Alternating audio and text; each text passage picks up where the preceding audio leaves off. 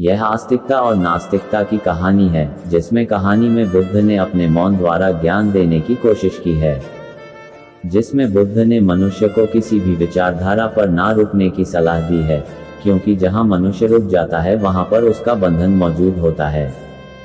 बुद्ध ने इसी बंधन को त्यागने की बात कही है, और वह कहते हैं कि अपनी सभी मान्यताओं से परे सत्य की खोज करनी चाहिए और इसके लिए कहीं पर भी रुकना नहीं चाहिए।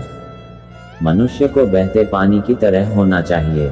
उसकी यात्रा अनंत होनी चाहिए जब तक कि उस शून्य या मौन का आभास ना हो जाए। तो आइए बुद्ध के मौन की कहानी शुरू करते हैं। एक बार की बात है, 3 व्यक्ति थे। 2 व्यक्तियों ने अपनी अपनी समझ के अनुसार अपनी नास्तिकता और आस्तिकता की विचारधारा अपना रखी थी। एक एक करके उन दोनों ने अपने विचारों के तर्क देना शुरू किए। एक ने कहा, ईश्वर नाम की कोई चीज इस संसार में नहीं है, केवल मनुष्य ही अपने प्रयासों द्वारा अपनी किस्मत का खुद विधाता होता है। ईश्वर पर विश्वास वो लोग करते हैं जो कमजोर और कायर होते हैं। अपनी असफलताओं का सारा बोझ वो ईश्वर नामक एक काल्पनिक नाम पर मढ़कर खुद को निर्दोष साबित करने का प्रयास करते हैं।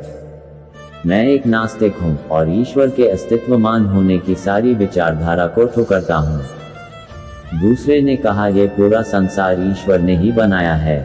ईश्वर कण कण में है। उसकी इच्छा के बिना संसार में कोई कार्य सफल नहीं हो सकता। वह सर्वशक्तिमान ब्रह्म है, उनसे ही उत्पत्ति और विनाश है। मैं एक आस्तिक हूँ और ईश्वर के होने की विचारधारा में विश्वास करता हूँ। किंतु तीसरे ने कुछ नहीं कहा, क्योंकि उसकी अपनी कोई विचारधारा नहीं थी। सब ने मिलकर फैसला किया कि हमें बुद्ध के पास जाना चाहिए, वही हमें बता सकते हैं कि हम तीनों के लिए कौन सा उचित रास्ता है। तीनों एक एक करके बुद्ध के पास पहुंच गए और कहने लगे, बुद्ध आप इतने बड़े ज्ञानी हो, कृपया करके हमारी समस्याओं का समाधान करें।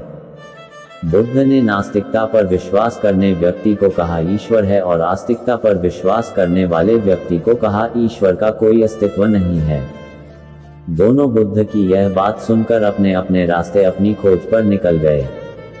अब तीसरा व्यक्ति बुद्ध से पूछने लगा, बुद्ध कृपया करके मुझे बताइए कि मेरे लिए उचित मार्ग क्या है। बुद्ध ने कोई जवाब नहीं दिया, वह मौन हो गए। कुछ देर वो रुका, किंतु उत्तर नहीं मिला तो वह तीसरा व्यक्ति भी चला गया। बुद्ध के शिष्य आनंद ने उनसे पूछा, आपने उस तीसरे व्यक्ति का संशय क्यों दूर नहीं किया।